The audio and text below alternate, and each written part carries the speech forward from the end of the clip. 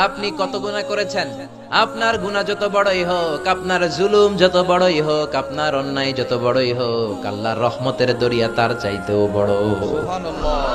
আপনার অন্যায় গুনার পাপগুলো যদি হয় খালের পানির সমান, বিলের পানির সমান, আল্লাহ বলে গোলাম আমি আল্লাহর রহমতের দরিয়া সাগরের পানির সমান।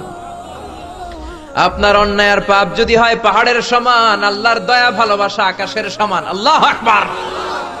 এজন্য আল্লাহ বলে তুবু ইলাল্লাহি তাওবাতান নাসুহা। অন্যায় যদি হয়ে যায়, পাপ হয়ে যায়, তওবা করবা কার কাছে? আর তাওবা মানে হচ্ছে রুজু' ইলাল্লাহ, আল্লাহর দিকে ফিরে যাওয়া। Go back to your Lord. আপনি আপনার রবের দিকে ফিরে যাবেন। সকালে অন্যায় করেছেন, দুপুরে মাফ চাবেন। দুপুরে অন্যায় করেছেন, রাত্রে মাফ চাবেন। রাতের গভীর অন্ধকারে অন্যায় করেছেন, সকালবেলা মাফ চাওয়ার সুযোগ আছে না নাই? এজন্য আল্লাহ বললেন, ও গোলামেরা শোনো শোনো, খবরদার, তুমি যতই পাপ করো না কেন, অন্যায় করো না কেন, জুলুম করো না কেন, আমার রহমত থেকে নিরাশ হইও না। আল্লাহর রহমতের দরিয়া আমাদের জন্য অফুরন্ত আছে না নাই? আমার আল্লাহর ভালোবাসা যে কত বেশি, আমার আল্লাহর রহমতের দরিয়াটা যে কত বড়, আমাদের কোনো আন্দাজ নাই। আপনি কত অন্যায় করেছেন, কত পাপ করেছেন। ওযু করে 2টা রাকাত যায় নামাজের উপর দাঁড়িয়ে নামাজ পড়ে সিজদায় পড়ে পড়ে চোখের পানি ছেড়ে ক্ষমা চান। ক্ষমার মতো ক্ষমা চাইলে জীবনের সব গুনাহ মাফ করে দিতে পারে কে? আল্লাহ বলে ওয়া রাহমাতি ওয়াসিয়াত কুল্লা শাই। গোটা বিশ্বে এমন কোন জায়গা নাই যেই জায়গায় আমি আল্লাহর রহমত নাই। আমি আল্লাহর রহমত ছাড়া গাছের একটা পাতাও নড়ে না, আমি আল্লাহর রহমত ছাড়া গাছের একটা পাতাও ঝরে না। জোরে বলেন ঠিক কিনা? রব্বুল আলামিন আরশ বানালেন, কুরসি বানালেন, লাউহ বানালেন। আরশের উপরে রব্বুল আলামিন বিশাল একটা সাইনবোর্ড ঝুলিয়ে দিলেন। কি ঝুলালেন? আর ওই সাইনবোর্ডের উপরে লিখে দিলেন ইন্না রাহমাতি সাবাকাত গাদাবি। সাইনবোর্ডের উপরে বড় করে আল্লাহ আরশের উপরে লিখলেন ইন্না রাহমাতি সাবাকাত গাদাবি। এর মানে আমি আল্লাহর রাগ আছে, আবার আমি আল্লাহর দয়াও আছে, কিন্তু আমি আল্লাহর রাগের চেয়ে আল্লাহর দয়া বেশি।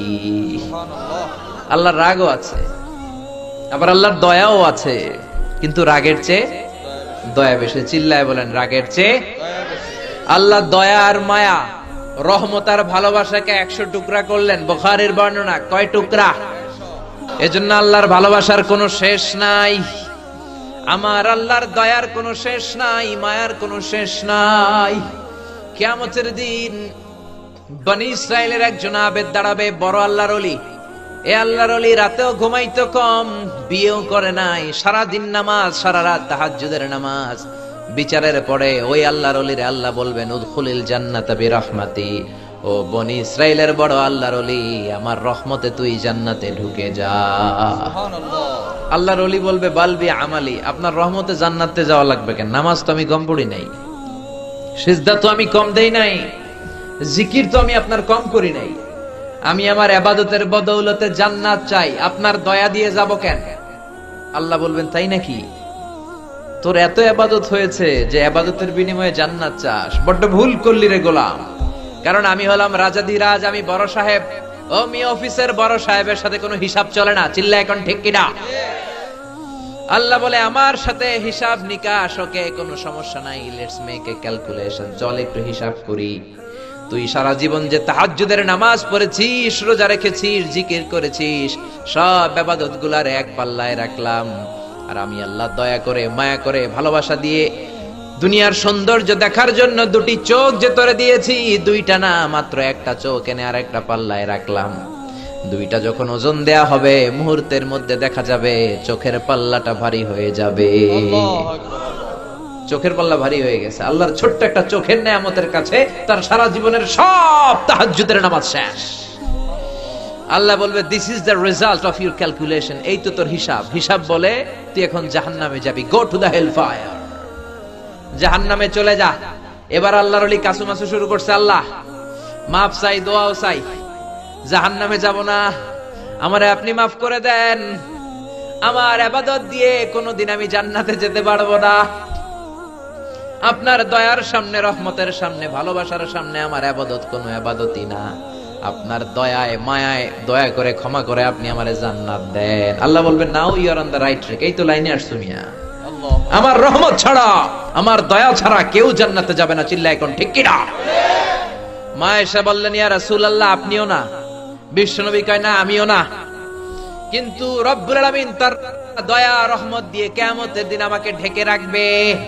বিশ্বনবী মা এশারে ডেকে বলে, ও আয়েশা, মান নুকিশা উযিবা, যার হিসাব নিকাশ নেওয়া হবে তাকে আযাব দেয়া হবে। আরেক বর্ণনায় বললেন, মান নুকিশা হালাকা, ও আয়েশা, কিয়ামতের দিন যার হিসাব নেওয়া হবে সে অবশ্যই জাহান্নামে যাবে। ঠিক কি না? যাকে আল্লাহ বলবে, নামাজ পড়লি না কেন, রোজা রাখলি না কেন, সময় নষ্ট করলি কেন, ব্লু ফিল্ম দেখলি কেন, যৌতুকের জন্য বউরে পিটাইলি কেন, এরকম ধরে ধরে যখন আল্লাহ জিজ্ঞেস করবে, কোনোভাবে আল্লাহরে উত্তর দেয়া যাবে না।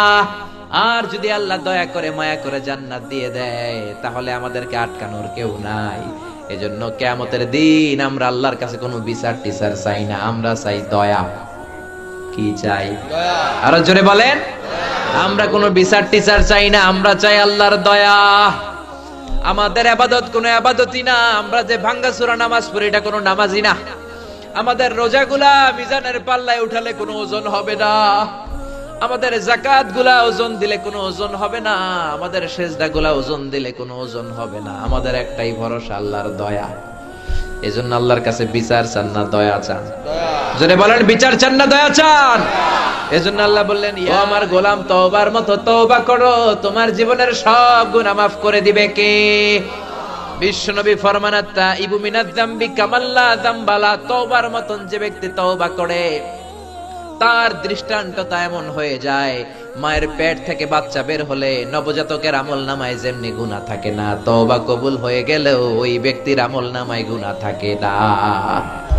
বিশ্বনবী বলে, আল্লাহে লা আস্তাগফিরুল্লাহ ওয়া আতুবু ইলাইহি ফিল ইয়াউমি আকসার মিন ৭০ মাররা। আমি বিশ্বনবী প্রতিদিন আল্লাহর দরবারে ৭০ বারেরও বেশি তওবা করি। আল্লাহু আকবার। যেই নবীর আগের কোনো গুনাহ নাই, পরের কোনো গুনাহ নাই, আগের গুনাহ মাফ, পরের গুনাহ মাফ, সেই নবী প্রতিদিন ৭০ বারেরও বেশি তওবা করতেন। আমরা কয়বার করা দরকার? ৭০,০০০ বার করলেও হবে না। ঠিক কিনা?